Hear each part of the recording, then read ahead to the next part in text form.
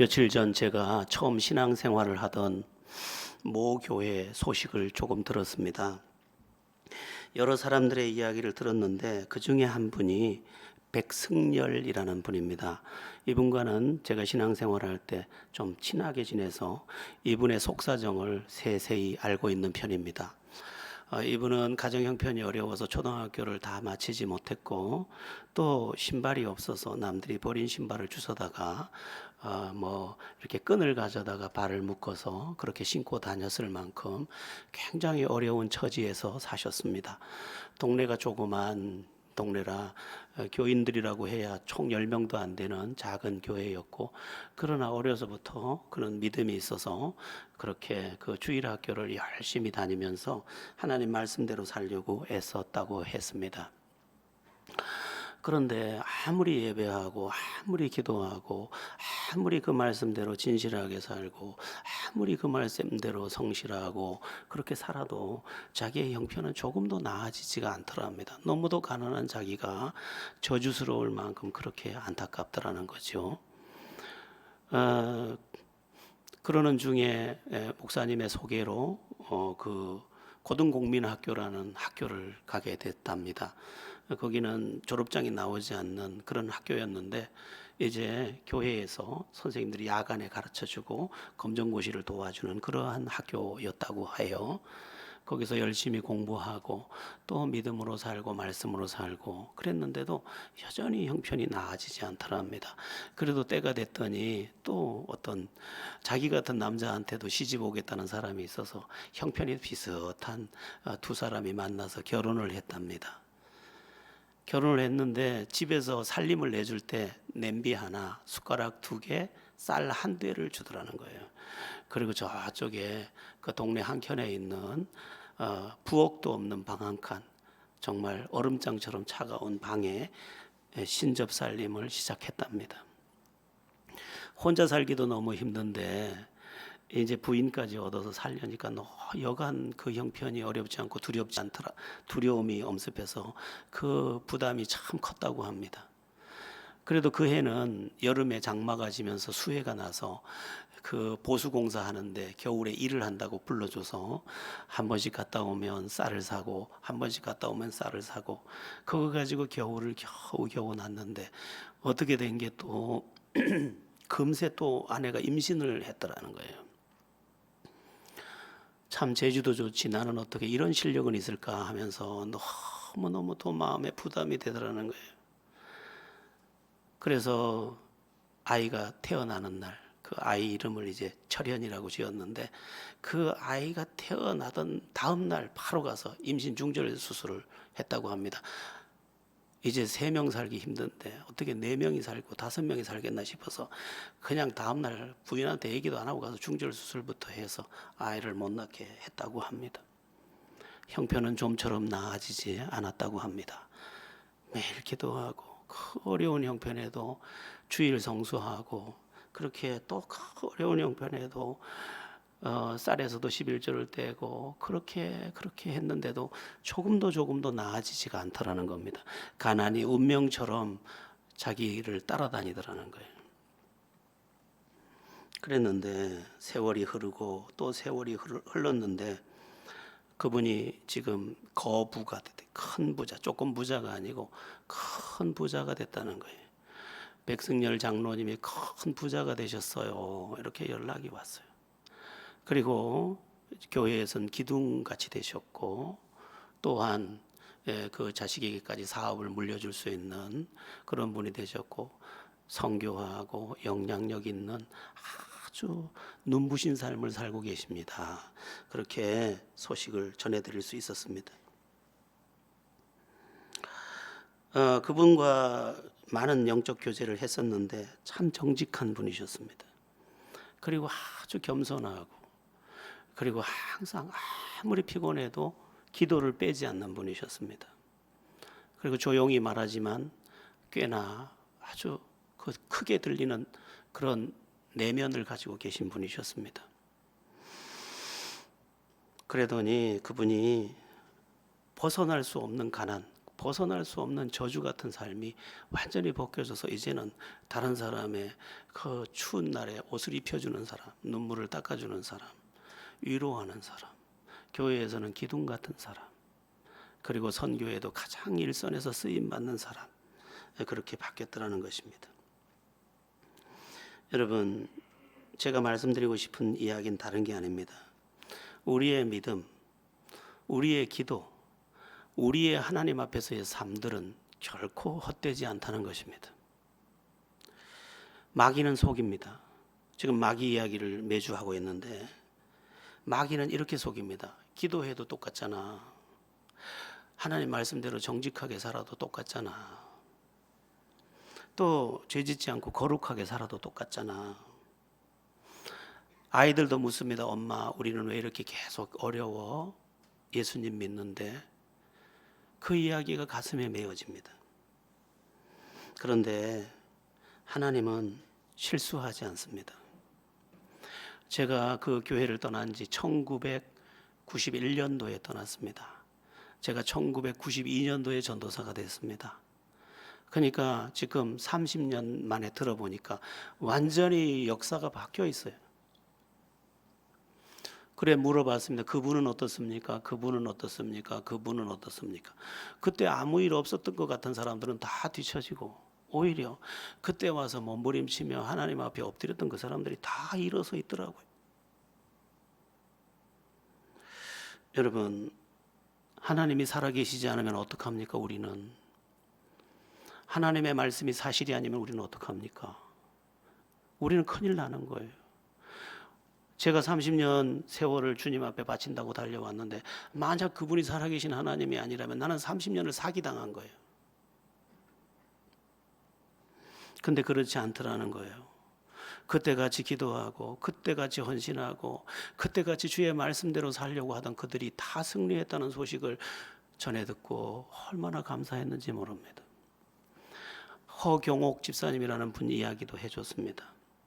허경옥 집사님이라는 분은 연탄 가게를 하는 집 부인이었습니다. 연탄 가게를 하는 남편은 게으르고 부정적이고 항상 비판적인 사람이에요. 그리고 가정에도 이렇게 충실하지 않아요. 그러니까 그 부인 허 집사님은 얼마나 힘든지 몰라요. 근데 연탄을 하루 종일, 여러분도 연탄을 날라보시면 알겠지만 연탄이 얼마나 무거운지 모릅니다. 그 연탄을 하루 종일 남편 따라다니면서 이어가 밀고 나르고 저녁 되면 어김없이 철야 기도하러 옵니다. 기도하러 와서 가슴을 치며 울지요. 불쌍히 여겨 주시옵소서. 불쌍히 여겨 주시옵소서. 늘 그러시던 분이에요. 근데 남편은 변할 기미가 안 보여요. 형편도 나아질 기미가 하나도 안 보여요. 그 남편 되시는 분은 제가 하던 사업장에 와서 일용직으로도 일을 좀 하시기도 하셨습니다. 안 바뀌고 형편도 사람도 모든 게 그대로예요. 그대로.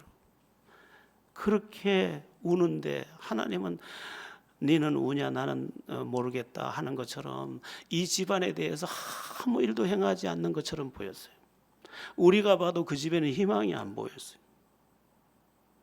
매일 저렇게 우는데 매일 기도하는데 하루도 안 빼놓고 매달려서 하나님 앞에 몸부림치는데 어떻게 저 집은 저렇게 안 변할까 싶을 만큼. 근데 소식을 같이 들었죠. 그랬더니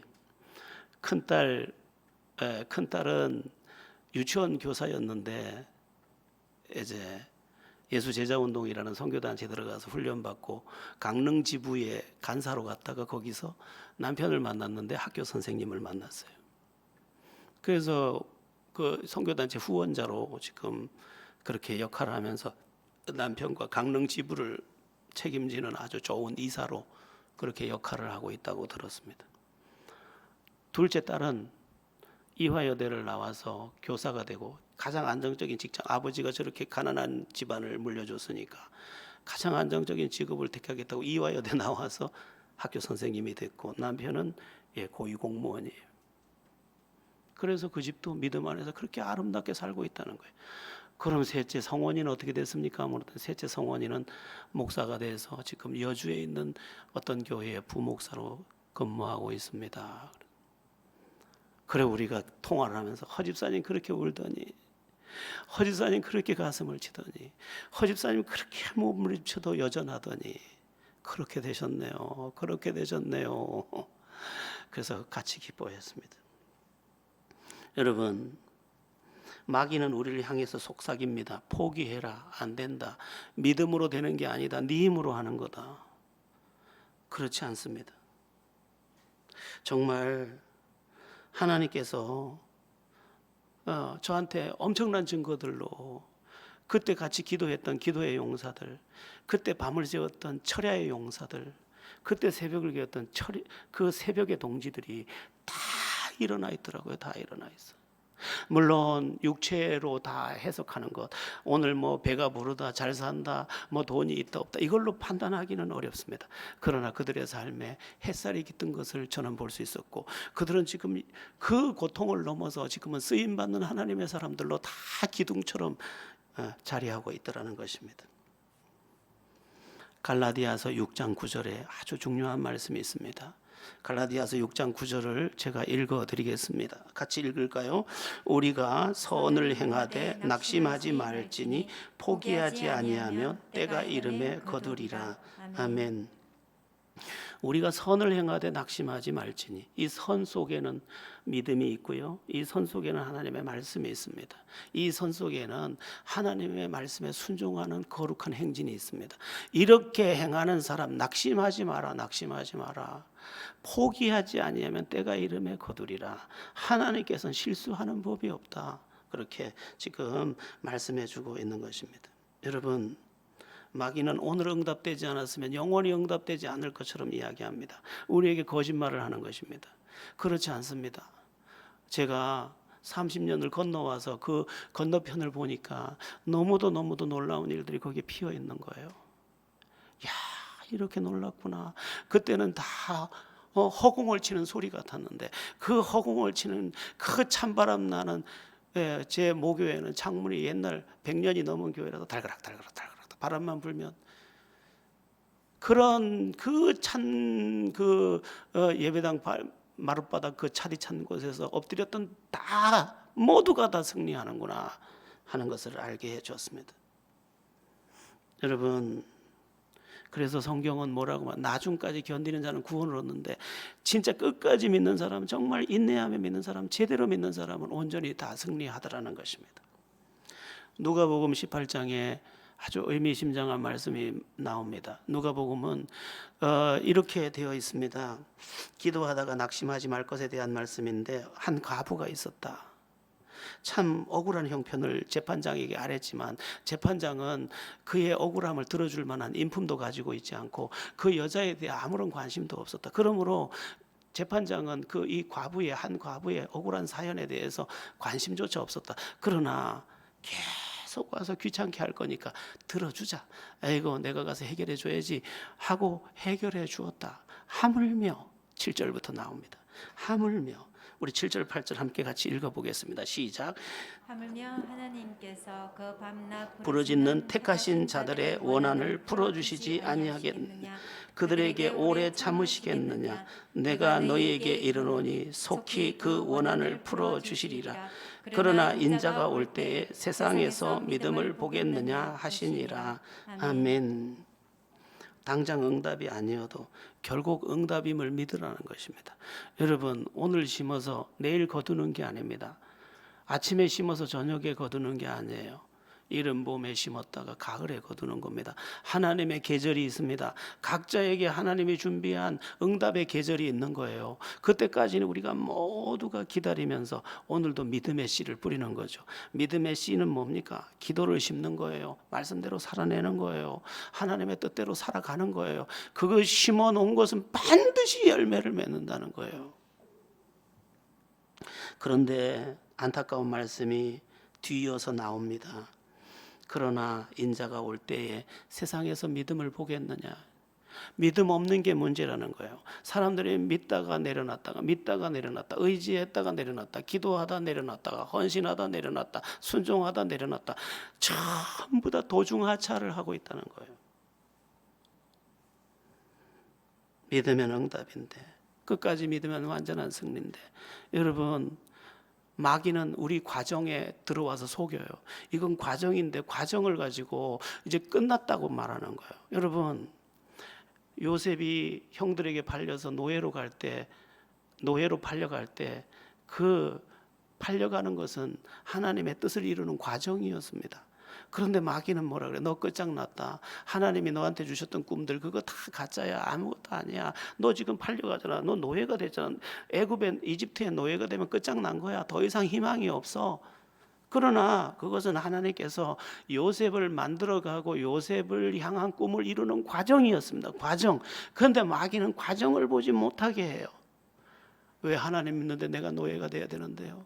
내가 하나님 믿는데 왜 저 형제들에게 팔려가야 되는데요? 이해할 수 없는 곳으로 계속 내 생각을 끌고 가서 그 생각에 그냥 매장을 시켜버리는 겁니다. 그런데 요셉은 다행히도 그 과정을 받아들입니다. 그래서 노예로 끌려가서도 경건을 잃지 않아요. 감옥에 들어가서도 경건을 잃지 않아요. 그 감옥도 어떻게 보면 마귀가 이렇게 속삭였을 거 아니에요. 하나님이 너한테 준 꿈이 그게 맞다면 네가 여기 감옥에 와 있겠니? 네 꿈이 성취되기는커녕 너는 점점 비참해지네. 그러나 요셉은 신비하게도 하나님을 더 의지합니다. 더욱 의지하고 더 경건한 믿음의 사람이 되고 하나님을 더 붙잡고 나중에는 하나님이 주시는 환상을 온전히 해석할 수 있을 만큼의 깊은 영의 세계로 들어갑니다. 때가 되니까 하나님께서 그 과정을 완성하셔서 저주만 예수를 믿고 오늘날로 말하면 예수만 믿고 하나님만 믿고 하나님만 의지하는 그것이 마치 자기에게 저주가 된 것 같은 그 상황이 이제 완전히 바뀌어서 한 번에 뒤집히는, 그리고 한 번에 하나님의 응답이 완성되는 것을 보게 됩니다. 요셉도 놀랐을 거예요. 하나님은 이해 못할 과정 가운데 나를 만드셨고 일하셨고 오늘 이루시는구나, 요셉이 생각했을 것입니다. 여러분, 이런 일은 아주 많아요. 야곱도 마찬가지예요. 하나님께서 야곱에게 큰 복을 주고 이스라엘 그 열국의 아비가 될 것을 다 말했는데 야곱은요, 형을 피해서 도망을 갔죠. 도망을 갔더니 외삼촌 라반을 만나가지고 라반에게 계속 속임을 당해요. 이렇게도 속고 저렇게도 속아. 심지어 결혼을 하는데 어제 라헬과 이제 오늘 밤에 라헬과 혼인하기로 약속을 했는데, 이스라엘과 우리나라만 예전에 다 밤에 혼인했거든요. 우리나라도 결혼식 노래 중에 청사초롱 불 밝혀라 있잖아요. 이스라엘과 우리나라가 밤에 혼인을 합니다. 왜냐하면 바로 합방에 들어가게 하려고. 그런데 들어가 보니까 외삼촌 라반이 속인 거예요. 속여가지고 라헬이 안 들어오고 그 언니 레아가 들어온 거예요. 모르고 잤어요. 아침에 일어나 보니 레아가 앉아 있어요. 너무나 속아요. 너무나 속아요. 근데 언니와 동생이 또 시기하느라고 자기 몸종을 갖다가 자기 남편에게 주는 거예요. 서로 줘요. 그래서 부인이 넷이에요. 야곱이. 너무너무 엉망진창 인생이에요. 하나님이 자기에게 약속한 게 다 아무 소용이 없을 것 같은 너무너무 비극적 혼돈 속에 들어가요. 그런데 나중에 보니까 그 4명의 여자를 통해서 하나님은 이스라엘 12지파를 만들어 버리는 거죠. 과정이었는 거죠. 여러분, 복잡한 것도 과정이에요. 안 되는 것도 과정이에요. 하나님의 사람에게는 다 과정이에요. 하나님을 사랑하는 자 곧 그 뜻대로 부르심을 입은 자들에게는 모든 것이 합력하여 선을 이루느니라, 그 말씀과 같아요. 그러면 우리는 어떻게 해야 되죠? 지치지 말아야 돼. 낙심하지 말아야 돼. 제가 조금 전에 갈라디아서 6장 9절을 말씀드렸는데 갈라디아서 6장 7절은 무엇으로 심든지 그대로 거두리라고 했어요. 우리가 믿음을 심으면 믿음의 결과를 얻게 되어 있어요. 하나님 앞에 엎드린 기도도 다 응답을 품에 안게 되어 있어요. 그게 약속이에요. 육체로부터 육체를 심은 자는 육체의 것을 거두지만 성령의 안에서 영으로 기도한 사람은 영의 것을 받는다고 약속했어요. 하나님의 것을 우리는 분명히 받게 해놓으셨다는 거예요. 여러분, 인생은 다른 거 없어요. 심은 그대로 거두는 거예요. 지금 우리 여기 학생들도 몇 명 있는데 이 학생들 중에 이제 여기 빈둥빈둥 놀고 그냥 노는 게 재밌잖아요. 공부는 재미가 없잖아요. 근데 자기들은 무시하고 이제 하는 거죠. 뭐 그렇게 공부할 필요 있나? 뭐 나는 뭐 어차피 뭐 다른 거 할 건데 뭐 그런 학생하고요. 그래도 나 공부할 거야. 성실하게 진실하게 공부했던 사람은 나중에 보면 달라요. 제가 소식을 많이 들었네요. 그러고 보니까 제가 친구들 소식도 조금 들었는데 명절을 앞두고 있다 보니까 소식을 들었는데 조완형이라는 제 바로 옆에 앉았던 내가 11번 그 친구가 12번이었어요. 이제 제가 초등학교는 키가 컸다가 나중에 점점 줄어들어요. 근데 이제 보니까 걔가 12번이니까 제 키만 하겠죠. 그렇죠? 비슷한 친구인데 이번에 주택공사 사장이 됐더라고요. 원래 시청에 이제 시청에서 근무했었는데 이제 또 성실하고 또 그 부인하고 둘 다 믿음이 좋아요. 우리 친구 경남이라는 여자친구하고 결혼을 했는데 둘 다 믿음이 좋아요. 야, 저 산골짜기 시골에서도 그 되지도 않는 공부 그렇게 그래도 성실하게 하던 애들은 심은 것을 거두네. 그 심은 건 요만큼 심었는데 저래 풍성하게 거두네. 여러분 무엇으로 심든지 그대로 거둬요. 여러분 하물며 하나님께 심은 것을 하나님이 얼마나 책임져 주시겠습니까?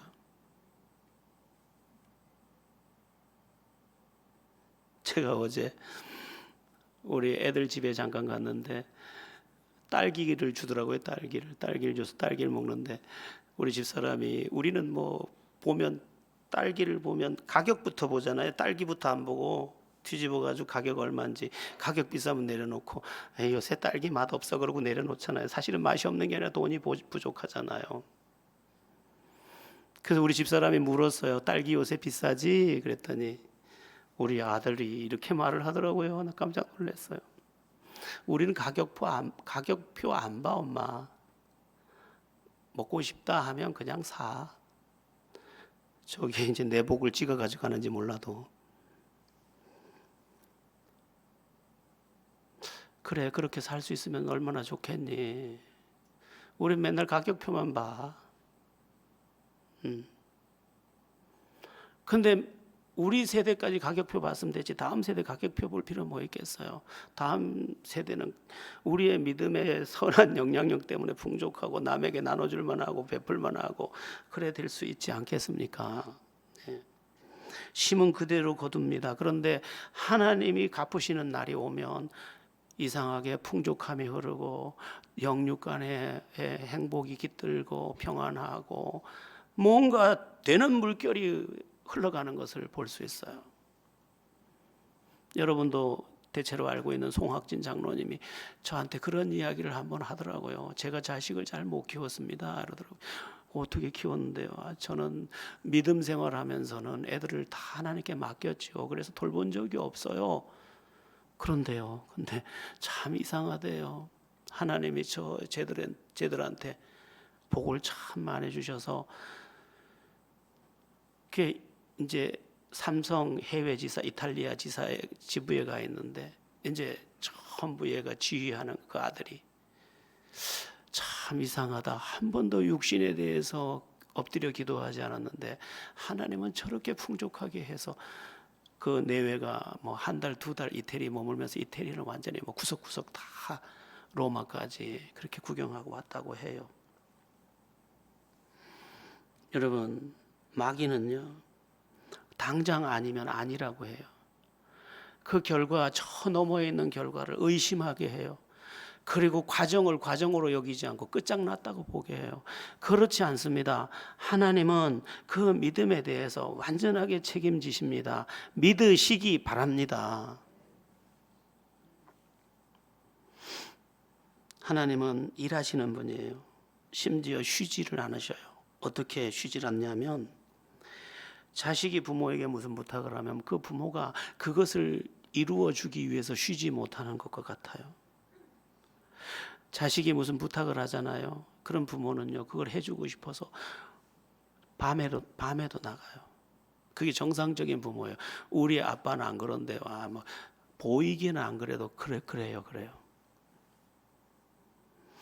근데 하나님은 더 그래요. 우리가 기도를 부탁할 때 하나님은 벌떡 일어나요. 그래? 그렇니? 그렇구나. 그러고 일어나세요. 얼만큼 일어나시느냐? 우리가 알고 있는 유명한 말씀이기도 한데 이사야서 62장 7절에 나와요. 이사야서 62장 7절 말씀 우리 합독해 보겠습니다. 시작. 또 여호와께서 예루살렘을 세워 세상에서 찬송을 받게 하시기까지 그로 쉬지 못하시게 하라. 아멘. 우리가 기도하면 하나님이 못 쉬어요. 그러니까 그분이 쉬지 못하시게 하래요. 더 기도해서 하나님이 못 쉬게 만들라는 거야. 너를 위해 뛰게 해라. 너를 위해 움직이게 해라. 너를 위해 일하시게 해라. 그렇게 말씀하고 있는 것입니다. 여러분, 우리가 기도하면 하나님이 움직여요. 뭐 그럴 수밖에 없어요. 우리를 사랑하기 때문에. 자녀를 사랑하는 부모는요, 자식이 부탁할 때 가만히 있을 수 없어요. 움직일 수밖에 없어요. 근데 하나님이 그것을 비유하면서 그로 쉬지 못하시게 하라. 하나님께 더 부탁하라는 거예요. 하나님께 더 말씀드리라는 거예요. 하나님께 더 의논 드리라는 거예요. 그분이 일하신다는 거예요. 여러분, 항상 하나님께 엎드려서 하나님의 일하심이 여러분의 삶 가운데 넉넉하게 되기를 예수의 이름으로 축원합니다. 그런데 그럼에도 불구하고 마귀는 항상 우리의 믿음을 훔칩니다. 그리고 우리가 하나님의 말씀대로 살지 못하도록 우리의 걸음을 꺾어버립니다. 그런 악한 마귀에 대해서 우리가 어떻게 해야 되겠습니까? 오늘 본문이에요. 오늘 본문 한번 8절을 보겠습니다. 8절 9절을 합독해 보겠습니다. 8절 9절입니다. 오늘 본문이에요. 시작. 근신하라 깨어라 너희 대적 마귀가 우는 사자같이 두루다니며 삼킬 자를 찾나니 너희는 믿음을 굳건하게 하여 그를 대적하라. 이는 세상에 있는 너희 형제들도 동일한 고난을 당하는 줄 알미라. 아멘. 마귀가 우리의 믿음을 훔치고 우리의 기도하는 걸음을 꺾어버려요. 그럼 어떻게 하라고 되어 있어요? 본문은 근신하라 깨어라 이렇게 말해요. 도리어 너를 깨워라. 어떤 자매가 저한테 이렇게 물었어요. 목사님은 신앙적으로 지칠 때 어떻게 하세요? 제가 제 평생의 방법을 말해줬어요. 목사님도 지칠 때 없나요? 그때 어떻게 그것을 극복하세요? 이렇게 물었어요.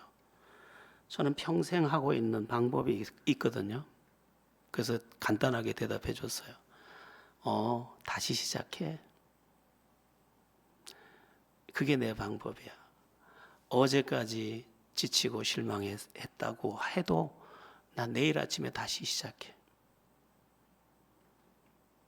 다시 금식하고, 다시 작정하고, 다시 엎드려, 다시 결단해.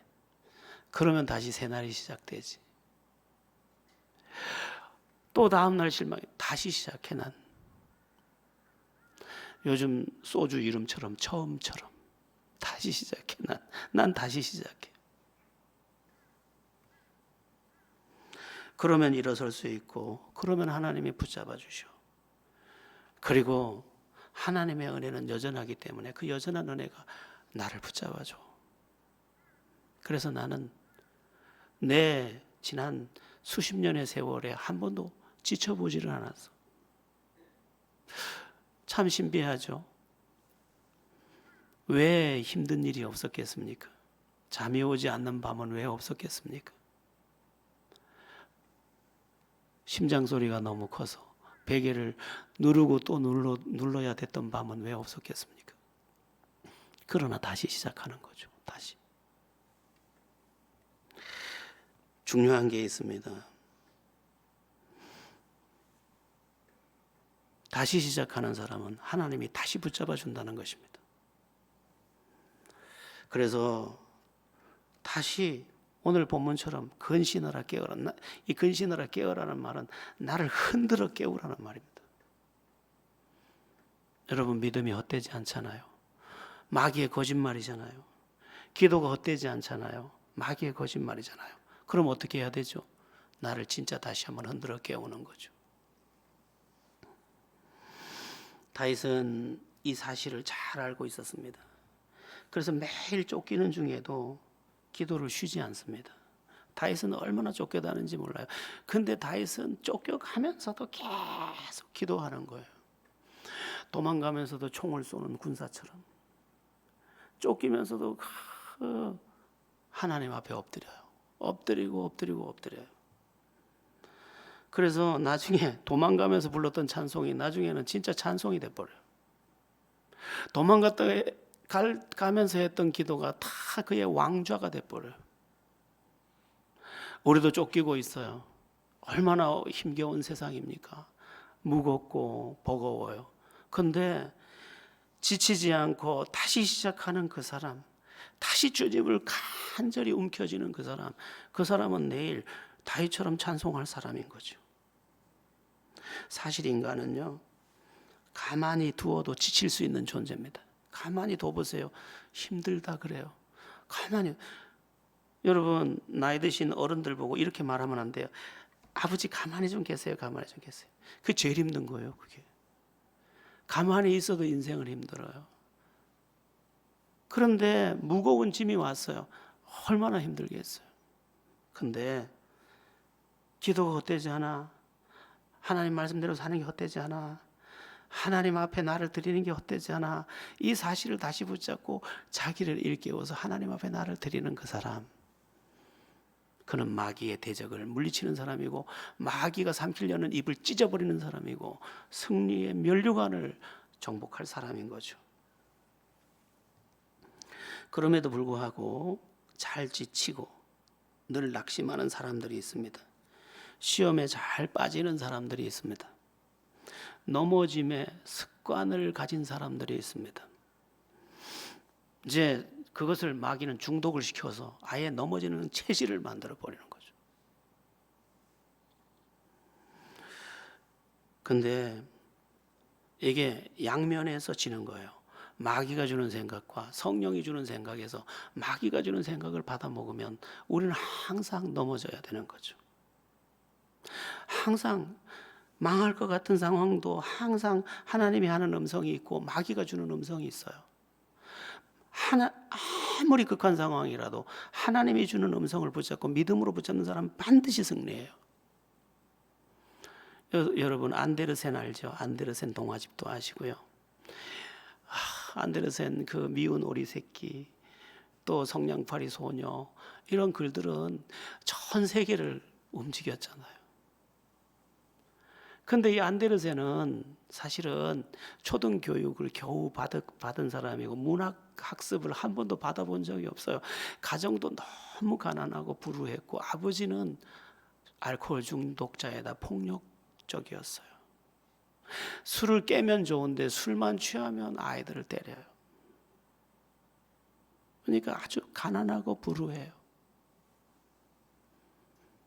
근데 어떻게 그렇게 불우한 환경에서 자란 안데르센이 세계적인 그런 명작으로 전 세계 어린이들을 감동시켰을까요? 안데르센이 하는 말이 있어요. 이렇게 말했어요. 참 가난했습니다. 그래서 어쩔 수 없이 전 다락방에 살았죠. 다락방에서 별을 볼 수 있었고 꿈을 꿀 수 있었답니다. 아버지는 알코올 중독자의 폭력적이었지만 술이 깨면 다정한 이야기를 참 재밌게 잘해 주었습니다. 저는 그 아버지의 그 폭력보다 그 따스한 이야기들을 좋아했죠. 그래서 그것을 글로 쓰고 그러다 보니 어느새 작가가 되어 있었고 제가 너무 가난해서 성냥팔이 소녀를 쓸 수 있었고 제가 못나서 미운 오리 새끼를 쓸 수 있었답니다. 아니 나쁜 걸 받아들이면 이런 비극이 어디 있어요? 안데르센처럼 비극이 어디 있어요?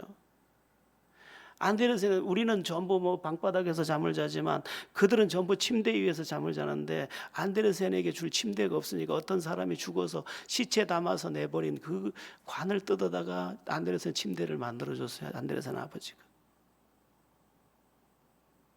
그렇게 철저하게 가난하고 그렇게 철저하게 학교도 가지 못하고 외톨이가 돼서 살았지만 좋은 쪽을 받아들이고 나니 그의 인생이 좋은 쪽으로 활짝 열려버리더라고요. 마귀는 나쁜 쪽을 자꾸 보게 해요. 저는요 불행한 아이예요. 알코올 중독자 아버지를 뒀답니다. 저는요 너무 가난한 집 아이랍니다. 저는 학교도 못 다녔답니다. 제가 자는 침대는 어떤 사람의 시체, 어떤 시체가 누워있던 그 나무랍니다. 너무너무 불행할 수 있지만 그는 나쁜 쪽을 받아들이지 않고 좋은 쪽을 받아들였어요. 마귀는 나쁜 쪽을 자꾸 받아들이게 해요. 상처받은 이야기, 짓밟힌 이야기, 못난 이야기. 그래서 그만 마귀가 탁 움켜쥐면 부정적인 사람이 되고 그 부정적인 상태는 불행의 결과를 가져다 주는 거죠. 여러분, 선택이에요. 인생은 좋은 편을 받아들이면 돼요. 좋은 편을. 뭐 시골 출신들 유명한 분들 많잖아요.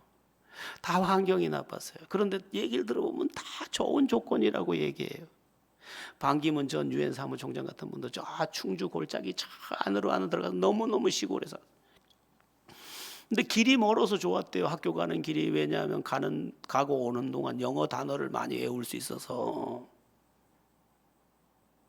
생각이 달랐던 거예요. 좋은 걸 받아들인 거예요.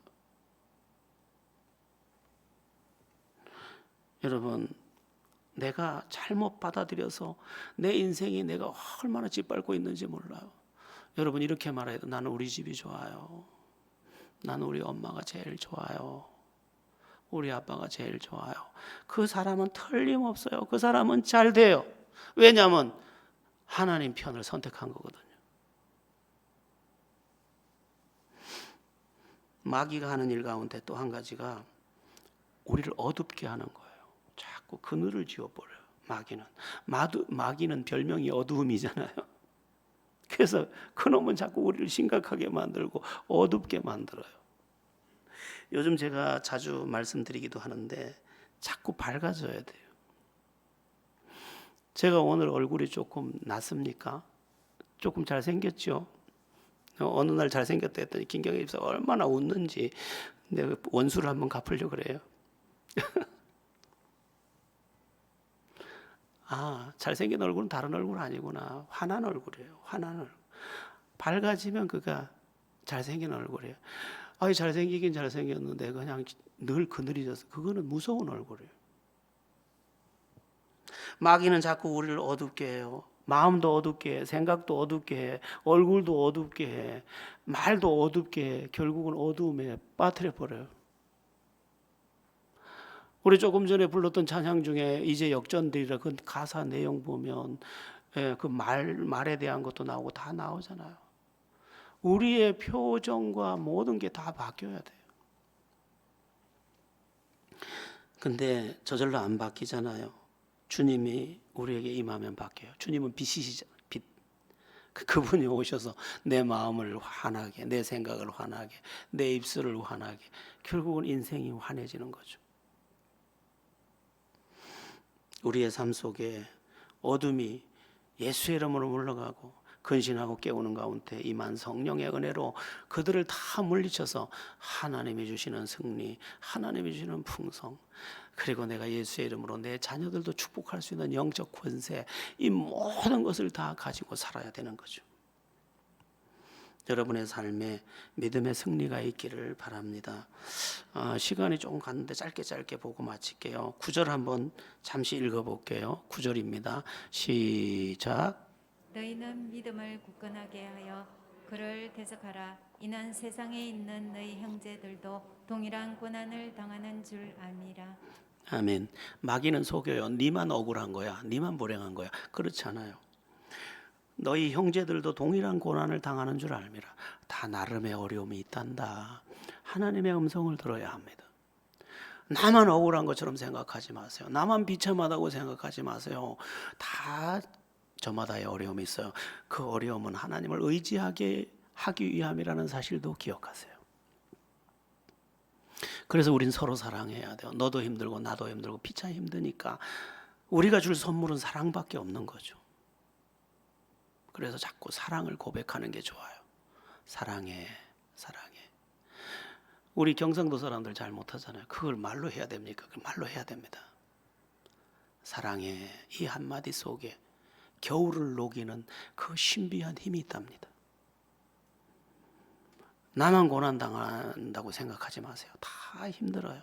그러니까 나처럼 힘들 남편에게, 나처럼 힘들 아내에게, 나처럼 힘들 자녀에게, 나처럼 힘들 지체에게 위로와 사랑을 선물해 주는 거죠.